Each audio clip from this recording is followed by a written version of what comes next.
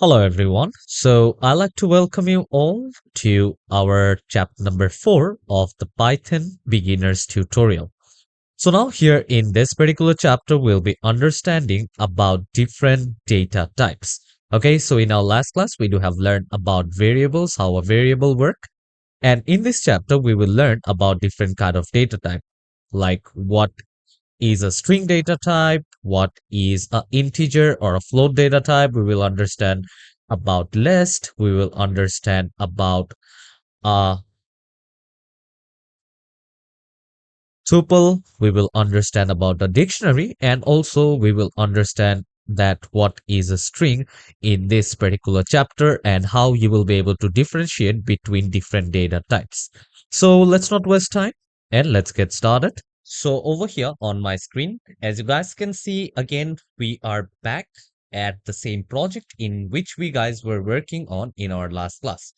So here you guys can see I do have the same Python file over here, and the same way I will create up a new Python file that I can run a new data type project. So let's click on Python file and let me name this one as data type dot py, as this is the extension of Python.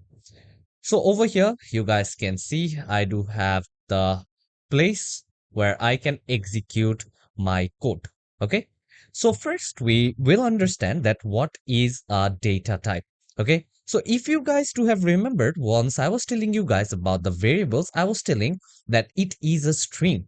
Okay. So there are different kind of data types. Basically, what kind of datas we can store inside a variable, so it actually defines that.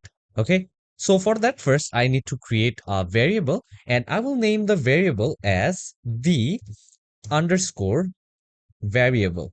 Okay, so I will just name this one as the variable equals to, and over here now I will just open my double quote and I will just write any kind of string. Okay, so let's type Python file. Okay, so as you guys can see that over here on top, I did have written inside my variable as Python file. But if you guys take a look, now I do have a text, but that particular text inside my variable is also inside the double quotation. Okay, so here the variable or the data type which actually represents the text is known as a string. Okay, so we also do have slice, like how you will be able to take only a particular word or only a particular character from inside, okay, using the index number. We will learn about that later, not now, because here in this particular chapter we are basically learning about data type.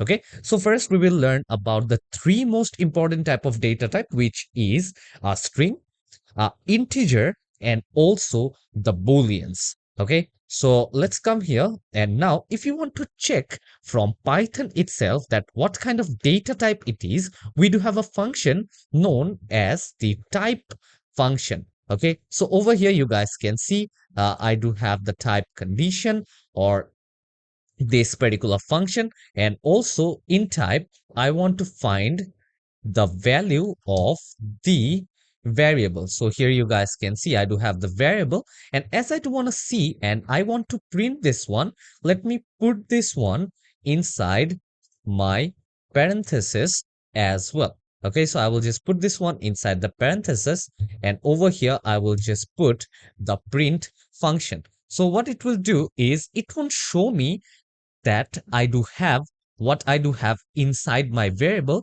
but instead it will show me that what kind of data type am I using for my variable. Okay, so let's come here, let's click on top to run this data type Python file.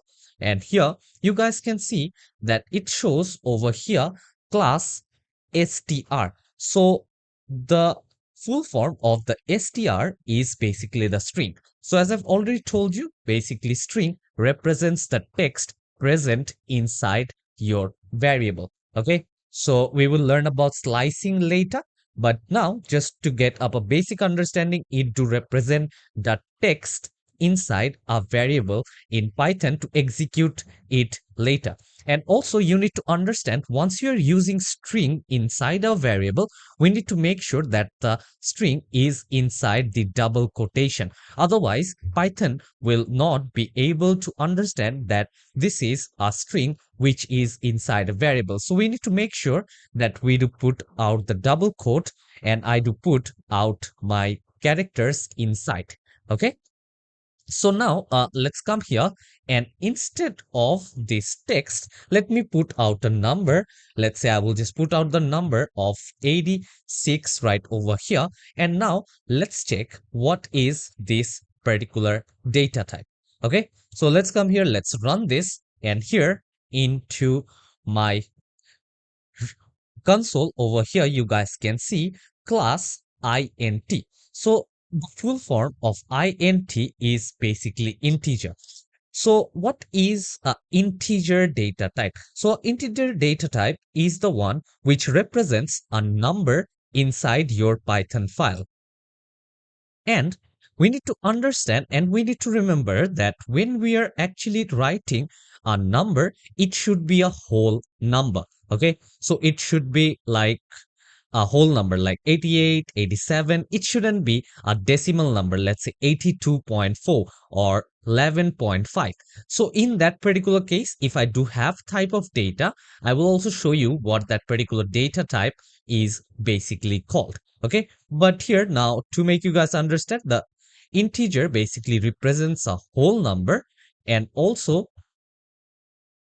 you don't have to necessarily put your number inside the double quotation which you did in the string. Okay, so you do have to understand about that particular thing.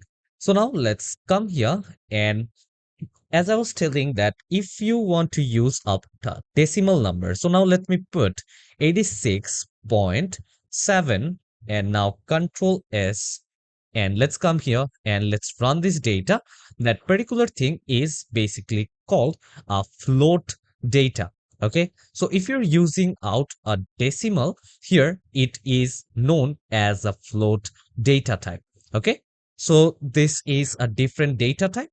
And also now let's see the value of or the data type, what it is defined in true and false. Let's say if I come here and if I just put true, and if I just run this particular code, let's say, let's click on run, and here you guys can see that this is basically a Boolean value.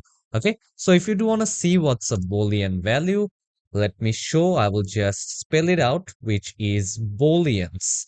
Okay, so here this is actually known as a Boolean. Okay, so these are known as Boolean values. And also you need to make sure that once you're typing true or false here, it should be starting with a capital letter. Okay, whether it's true or if I just type false over here, you guys can see now if I just run this particular code, let's click on run. Here it is getting run, and here it shows that this is a Boolean value. Okay, but over here the same way, if I just put out a small cap at the beginning of the letter, let's come here and let's put this one as a small letter. And if I just try to run this particular code, here you guys can see that it will show me an error. And here you guys can see the name false is not defined. So it's showing me that my variable is not defined. Okay, so I need to make sure that once I'm using the Boolean data types, I should use the capital letter to start whether it's a true statement or a false statement. Okay, so till now we do have understood about the string data type, we do have understood about the integer and the float data type, and also we do have understood about the Boolean data type. So mostly these were the most important and most used one. But now the data types which we are going to talk about are going to have multiple values. Okay, so for that, now the first data type over here, so these are also some of the advanced data types. We do have separate classes on all of this where we will be understanding in detail. But for me, I will just show you guys a brief. So the first one is going to be a list. Okay. And also now we need to understand that how you will be able to define a list. Let's come here and let's open my square bracket. And once I've opened my square bracket, let's type different values. So whether it can be numbers and otherwise it also can be strings as well. So let's come here, and as you guys can see that I do have define this one, and now Control S, and if I just run this one here, you guys can see that this one is a list. Okay, so with the same value, okay, if I come here with this same value, and instead of the square bracket, if I just put normal parenthesis, okay, so over here now, if I just put on normal parenthesis, you guys will be able to see that now this is a tuple data type. Okay, so also we will learn that what is a tuple, how you will be able to use a tuple in your programming once you are doing programming.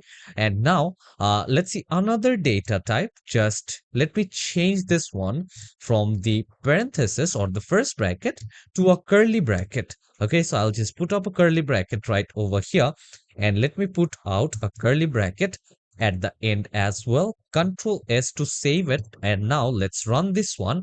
And once you put a curly bracket to store your data inside a variable is known as a set. Okay, so this might be a little bit confused, so you need to understand that the one which you store inside a square bracket is known as a list, and the one which you store inside a normal parenthesis that is known as a tuple, and the one which you store inside a curly bracket is known as a set.